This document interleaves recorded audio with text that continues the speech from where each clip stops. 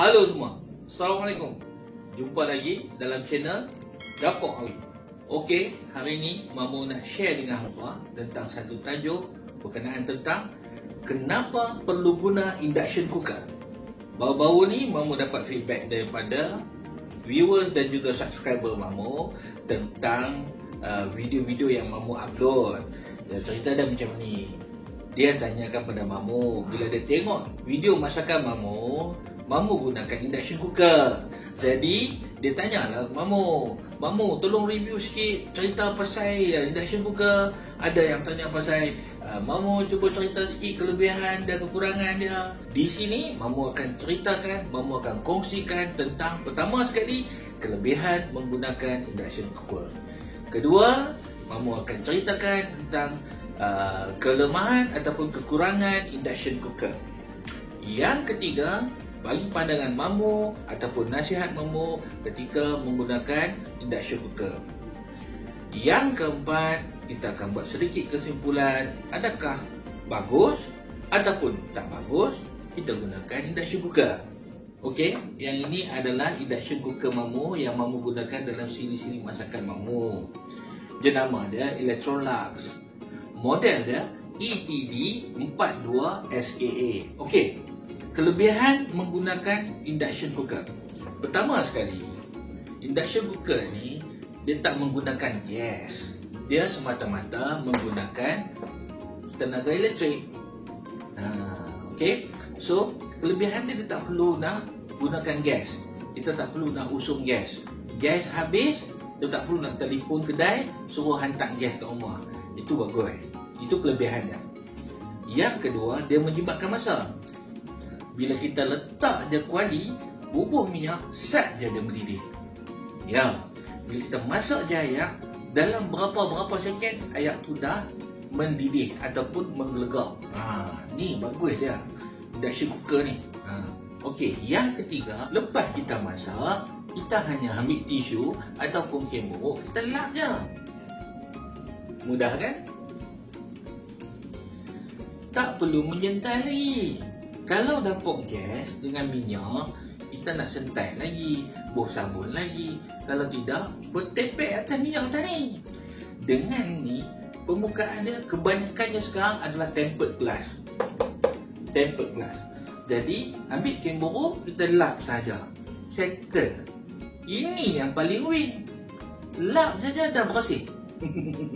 Yang keempat, dia mobile. Boleh bawa ke mana-mana. Kita nak pergi homestay ke, kita nak balik kampung ke, senang, ringan. Itu yang keempat. Kita boleh mana-mana. Kalau sekiranya kita guna dapur gas, kita kena usung tong gas. Kalau dapur portable stove tu yang kita gunakan gas butan tu, kita kena beli gas butan tu. Sebotol dah berapa ringgit. Yang ni semata-mata janji ada plug, ada soket. Yang kelima pula, bestnya pasal induction cooker ni, dia mempunyai pemanasan sekata.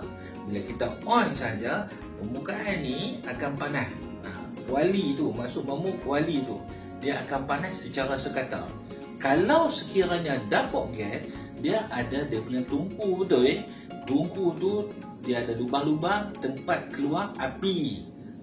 Jadi bila lama-lama kita masak, lubang-lubang tungku tadi akan tersumbat. So, ini menjadi satu masalah yang tak boleh didengar oleh para suami. Dia kena servis, cuci lubang-lubang tungku tu sebab minyak dah masuk dalam tu. Jadi, tidak lagi untuk induction cooker. Induction cooker dia hanya gunakan elektrik dan dia akan pastikan pemanasan sekata. Kalau pemanasan dia tak sekata, bermaksud induction dia dah rosak. Okey. Yang keenam pula, dia ada tetapan masa ataupun timer. Berapa lama kita nak masak. Okey, ini bagi Mamu adalah antara faktor-faktor yang paling win untuk induction cooker ni. Average ataupun kebanyakan induction cooker, dia ada tetapan masa. Timer dah. Mana? Yes, cook time. Kalau misalnya kata model Electrolux, dia letakkan situ cook time. Okey. Dia takkan ada masalah lagi kalau sekiranya terlupa tutup api dapur. Kita dah dapat bajet dah berapa lama kita nak rebus telur. Kita dah dapat bajet dah berapa lama kita nak masak something ataupun kita nak rebus something. Kita dah dapat bajet dah. Dia takkan ada jadi masalah bila masa kita tertinggal masakan kita atas dapur dan kita nak pergi buat kerja lain dan kita terlupa. So, dengan menggunakan induction cooker ni, dia selamat. Guna induction cooker ni, bila kita on saja dan kita tekan play dia, macam di sini dia ada button play dia. Setelah kita select apakah kaedah masakan kita, kita tekan play dia saja, dia akan tetapkan masa secara automatik 1 jam. 1 jam. Itu dalam jangka masa yang lama lah. Kalau kita nak lama lagi, kita boleh tambah lah. Tapi dia dah tetapkan dalam masa 1 jam. Kalau kita tak ubah masa dia dalam tempoh sejam, dia akan automatik mati sendiri. Matikan bekalan. Off terus dia punya induction cooker. Itulah ciri-ciri keselamatan dia. Okey. Tadi adalah antara kelebihan induction cooker ni. Now kita nak tengok apa kelemahan dia. Betul ke dia ni ada kelemahan? Semua benda atas dunia ni dia ada pro, ada kontra, ada kebaikan dan kelemahan. Mamu tak nafikan untuk gunakan induction cooker bagi mana-mana brand sekalipun dalam Malaysia sekarang ni, dia ada kelemahan juga. Okey, cerita dia, apa kelemahan dia? Yang pertama, untuk gunakan induction cooker ni, kita hanya perlu gunakan kuali ataupun pan ataupun periuk yang khas saja, yang mana sesuai dengan induction cooker. Okey, induction cooker ni dia masak dengan menggunakan kaedah induction. Senang cerita, dia macam magnet. Magnet dia ada satu positif, satu negatif, dia akan melekat. Kalau dia satu-satu saja, dia tak melekat. Dua bahan tu dia mesti ada satu pro, satu kontra, dan dia melekat. Okey, samalah juga dengan induction cooker ni. Induction cooker ni dia kena ada satu kuali yang khas. Kuali yang ada tanda di bawah pungkong dia tu, di bawah bontot kuali tu dia ada tanda yang itu sesuai digunakan induction cooker. So, yang tu saja. Tapi kita nak risau apa? Induction cooker punya kuali ataupun pan ataupun periuk bercambah dah ada dah sekarang ni. Tu dekat IKEA tu sebenarnya banyak. Paling rendah mamu pernah tengok RM50 dan ke atas. RM50 dan ke atas. Banyak. Kita boleh beli secara online pun boleh, offline pun boleh. Offline pergilah kat kedai-kedai macam SSF, IKEA, apa semua boleh pergi sana cari.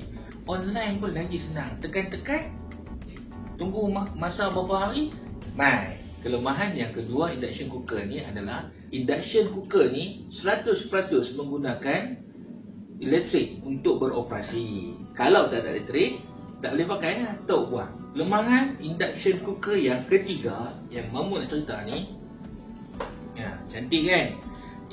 Permukaan dia licin. Okey, dia dibuat daripada tempered glass yang mamu cerita tadi. Okey, tempered glass. So apabila permukaan dia licin, dia agak slippery. Okey, dia agak slippery bila kita letak pan. Memang dia ada magnet, tetapi bila kita masak, kita masukkan bahan-bahan apa semua tadi, dan dia akan jadi berat pada kuali ataupun pan tadi. So dia mudah gelongsor. Jadi bila kita letak macam ni, kita masak, kalau kita kacau, dia akan menggelongsor. Itu antara kelemahan dia. Kalau misalnya kata dapur gas, dia ada kaki bagi tungku tersebut. So at least selamat. Dia boleh pegang kuali ataupun periuk dengan kejap. Okey, manakala kelemahan dia yang keempat adalah dia tak boleh buat macam dapur gas. Kita nak bakar-bakar ataupun perangat sate atas ni pun tak boleh. Kita nak bakar-bakar ikan kat atas ni pun tak boleh.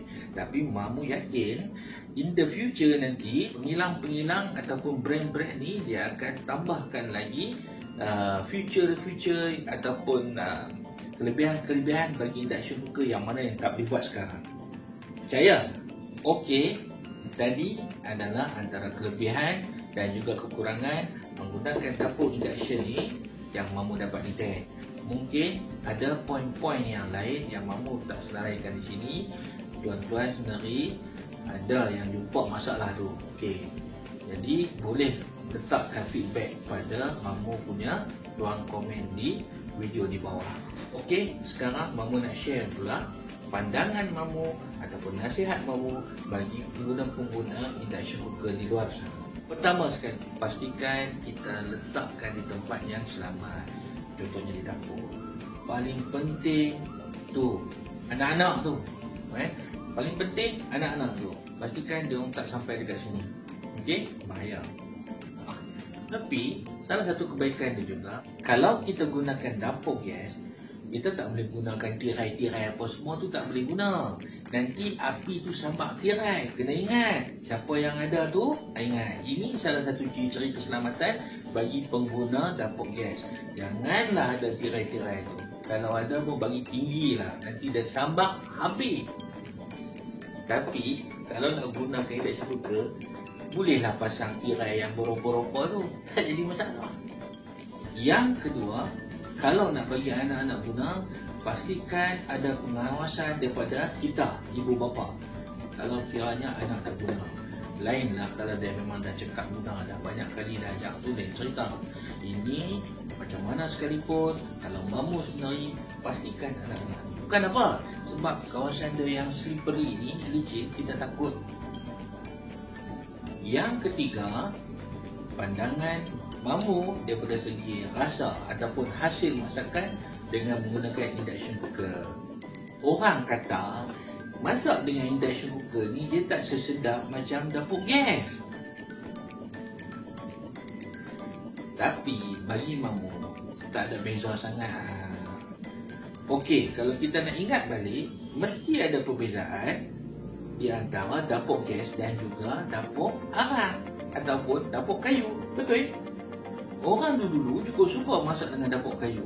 Bila datang evolusi dapur gas, orang akan compare. Oh, dapur gas tak sedap, dapur kayu lagi sedap. Sebab dia punya bau smoky tu, aroma dia lagi sedap. Ini datang pula dengan dapur induction cooker. So, bandingkan dengan pula dapur gas. Tapi sebenarnya bagi Mamu tak ada apa beza sangat. Ya? Lainlah pada tuan-tuan sendiri. Kalau sekiranya ada pandangan, itu terpulang pada pandangan masing-masing. Setakat ni yang Mamu masak dengan menggunakan induction cooker, masak kari ke, masak lemak ke, masak apa sekalipun, rasa dia tak lari atas kita juga. Kemudian yang keempat, ini adalah salah satu isu yang paling besar ketika ramai yang menggunakan induction cooker. Dah tentu bil elektrik ataupun karen yang tinggi. Bagi Mamu, setakat Mamu gunakan induction cooker ni, Mamu tak pernah terkejut lagi bil elektrik datang. Biasalah, kalau ada penambahan barang elektrik dalam rumah kita, dah tentu bil akan naik sikit. Tetapi dia tidaklah naik sampai wow, bil elektrik tinggi. Tak, jangan risau. Sebenarnya setiap induction cooker ni dia ada dia punya watt dia sendiri. Dia ada berapakah nilai maksimal penggunaan watt dia bagi perkakasan elektrik ni. Jadi atas kebijaksanaan kita ataupun atas kehendak kita, kita nak macam mana? Dia ada 1100 watt, 1200, 2000, 2200, 2400, 3000 dan sebagainya. Jadi itu adalah mengikut kepada kita punya kehendak. Kita nak yang macam mana? Lagi tinggi watt, lagilah tinggi current. Boleh? Okey, now kita masuk dari segi kesimpulan. Adakah bagus ataupun tidak kita menggunakan induction cooker ni di rumah kita? Simpulan yang pertama daripada Mamu, dapur induction ni, evolusi masakan dalam dunia ni dah berubah. Daripada Mamu cerita tadi, daripada kayu arang pergi pada dapur gas, now kita pergi kepada induction cooker.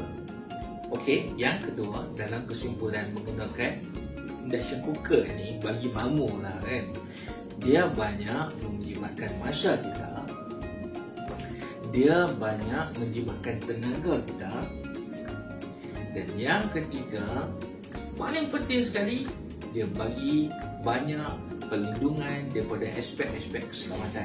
Dan yang ketiga, kesimpulan yang kita boleh buat daripada induction cooker ni bagi Mamu lah kan, dia banyak bagi kelebihan daripada keburukan. Full stop. Itu daripada Mamu. So, pandangan Mamu, tak salah kalau kita berubah daripada dapur gas kepada dapur induction cooker. Tetapi jangan tinggal terus dapur gas, sebab kalau tak ada current, ini tak berfungsi. Kita akan berbalik juga pada dapur gas. So, timbang-timbangkan. Tak salah kalau kita mengikuti perkembangan semasa dunia dengan menggunakan dapur induction. Okey, begitulah cerita tadi tentang kelebihan kekurangan menggunakan induction cooker. Itu daripada pandangan Mamu lah kan. Terpulang pada tuan-tuan dan puan-puan sendiri. Sekian sahaja perkongsian dari Mamu untuk anda semua. Pada kali ini Mamu akan kongsikan bermacam-macam resepi makanan, bermacam-macam petua masakan dan bermacam-macam cerita apa yang ada kat dapur. Khas untuk anda. Dan jangan lupa subscribe dan tekan loceng untuk mendapatkan notifikasi yang mantap daripada Mamu setiap kali Mamu upload video. Baik, terima kasih kerana stay tune bersama Mamu. Assalamualaikum.